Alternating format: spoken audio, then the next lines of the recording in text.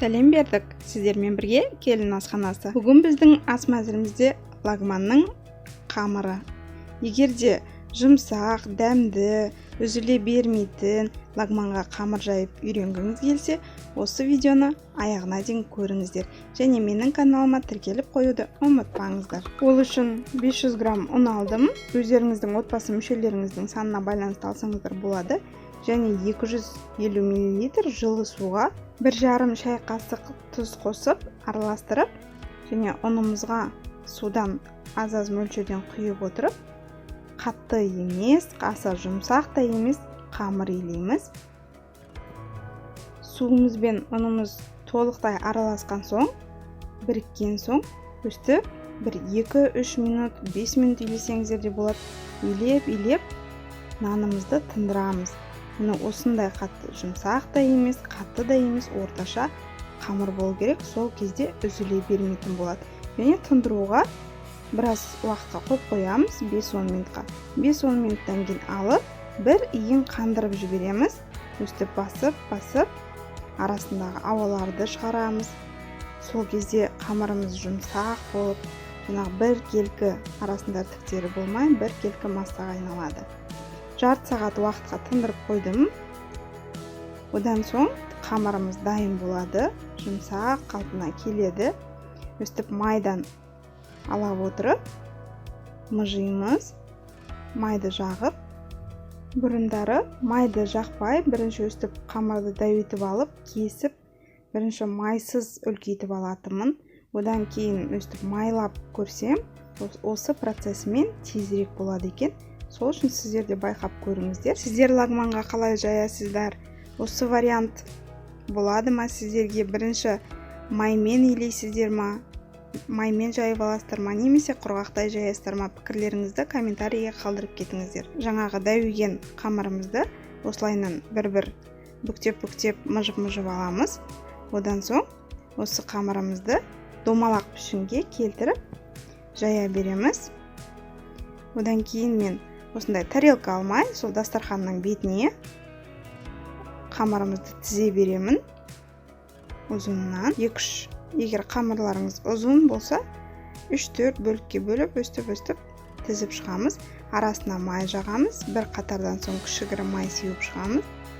Және үстіне келесі қатарды жая береміз.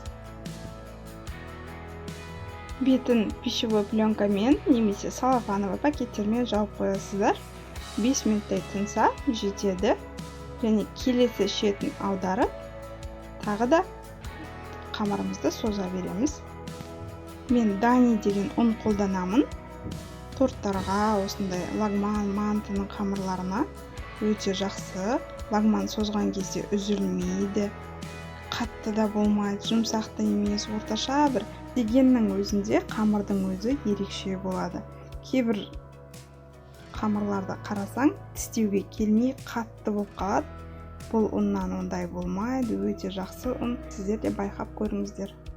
5 минут өткен соң, жаңағы тізіп қойған қамырымызды аударып алып, тілімдерін алып, соза береміз.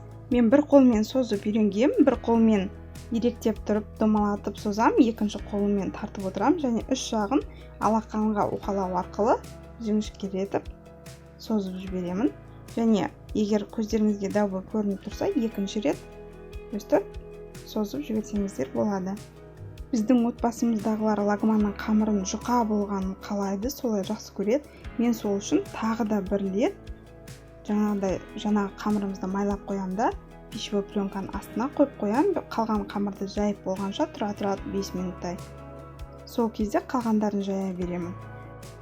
Егер сіздердікі үлкенірек қамырларды жақсы көретін болсаңыздар, асханадағындай, кафедегінде, онда жаңағы қалыптағымен уже созып пісіре бересіздер.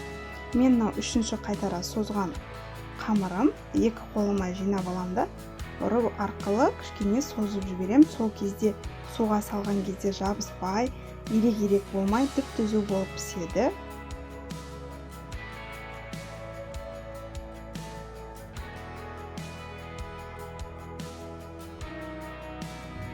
Бір-бірден жинап отырғанша, мен осылай 2-3 қамырды аламын да, өстіп екі қолыма жинап созамын. содан соң бәрін бірге ұра саламыз. Солай жеңіл болады, тез болады. Өстіп, міне көрдіңіз бе, қамырымыз үзілмейді, күшті, жақсы созылып жатыр. Қайнап тұрған суға бір ас қасықтай тұз саламын, араластырамын. Газдың астын қатты қоямыз.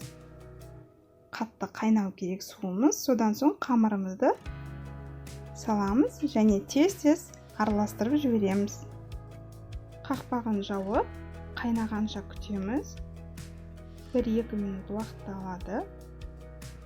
Әппақ болып көпірген соң қамырды бір араластырамын да, қақпағын тағы да бір жауып жіберем. Бір 30 секундта тағы да бұрқылда әппақ болып қайнайды. Сол кезде қамырды ала беремін. Және егер дәл сол мезетте подливіңіз дайын болып қамырды міне тамақ беретін болсаңыз, суға жуамын да сразу тарелкаларға сала беремін. Егер біраз уақыт тұратын болса, қамыр майлаймын, жумаймын да, етте майлай беремін. Сол сияқты барлық қамырымызды пісіріп аламыз. Және дастарханға қойып, қамырымызды өстіп май жағып, арасын ашып қоямыз. Суыған соң бір ыдысқа жинай береміз. Менің каналымда қазы мен нан қуырдақ, дапанжы, мерекелік дастарханға салаттар, наурыз көженің, торттардың рецептері бар. Қарап көріңіздер. Видео рецептер аптасына 3 мәрте шығады. Өткізіп алмау үшін қоңыраушамен тіркеліп қойыңыздар. Осы рецепт ұнаса лайк басып, пікірлеріңізді комментарийге жазып қалдырыңыздар. Лагманымыз дайын болды. Қамырымыз өте дәмді, тұзы сіңген, әдемі болып, сатып алған қамырда емес, қолдан созып жегенге не жетсін. Астарыңыз